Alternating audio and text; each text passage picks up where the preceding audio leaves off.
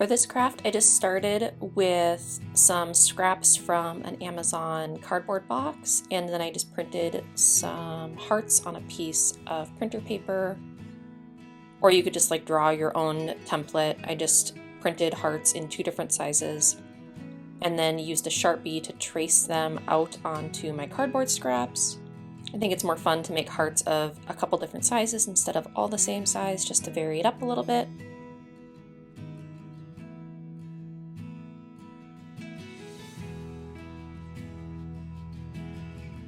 And then I cut out all of my hearts. I really like using these Fiskars heavy duty craft shears for cutting cardboard. They make cutting a breeze. And then once all of my hearts were cut out, I started to decorate them. So I did quite a few different options here. I started with some scrap yarn that was left over from a winter wreath last winter, I think. I just had a little bit left in my craft stash, so I thought I'd use some of it up.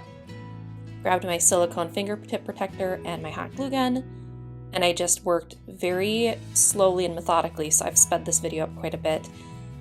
I don't think you guys need to watch me do this for 10 minutes, but I just add little tiny dabs of hot glue and then wrapped the yarn around and around and around until I got to the end.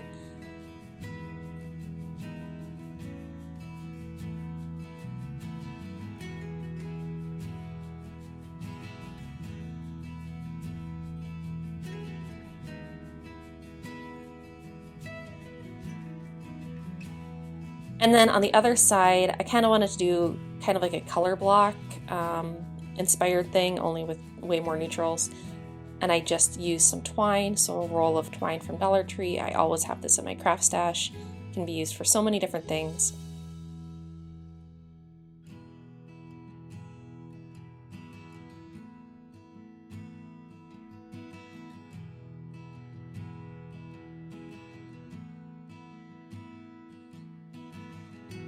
And that was that. And then I pulled out a scrap of drop cloth fabric, which I also always have in my craft stash. So this is just a piece of a drop cloth from Home Depot. You'll find it in the painting aisle.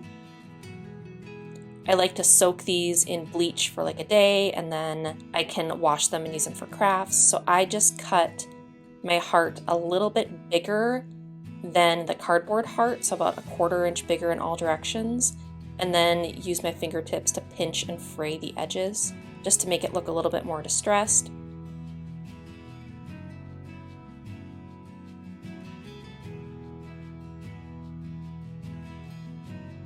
And then add hot glue around the perimeter of the heart and center that heart right on your piece of cutout drop cloth. Then you can repeat that process on the other side of the heart to completely cover it, so that the front and back are both finished. And then I just grabbed a little bit of gold floral wire and then wrapped it around the heart like 5 or 6 times and then gave it a twist in the back.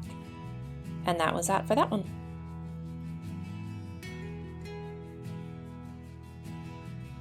Next up, I did the same thing with the drop cloth on one side of my cardboard heart, but then for the other side, I had a scrap of sheet music scrapbook paper, or you could easily use just like a scrapbook page, or if you have old sheet music lying around, just trace that right onto the paper and then cut out your heart.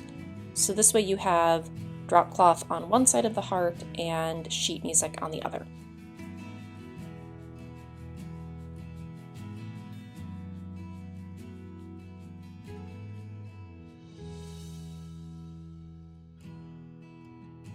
Next up, we're gonna remove one layer of the cardboard. So just dip your finger in some water and get just that one side of the cardboard wet. Let it soak for like 10 minutes. So this one's been soaking already. And then you can peel off that top layer.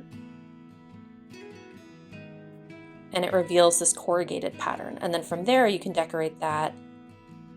Once again, I hot glued drop cloth fabric to one side, and then I just used some chalk paint, or this is Deco Art, either it's matte or chalk paint, but the color is parchment, which I really love. And then a dry brush, so you're not doing a full coat of coverage over that cardboard or that corrugated side, you're just kind of letting a little bit of the cardboard poke through. And then I also did another one that I did not add drop cloth fabric to, I just dry brush painted the corrugated side and then did a solid coat of paint on the back side.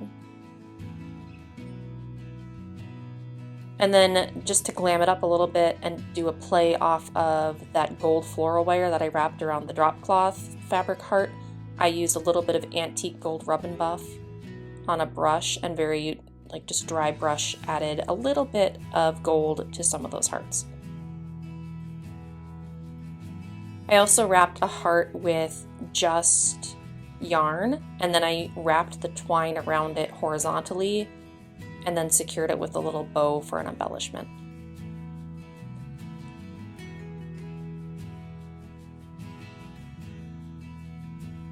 But that's it. Here are all of my finished little scrappy hearts. I just displayed them in a dough bowl, great for Valentine's Day or really anything. And they're super neutral, so they don't look too Valentine's-y, I guess, because I'm not super big on the pinks and the reds. But that's it. I hope you enjoyed watching this craft come together. Until next time, happy making.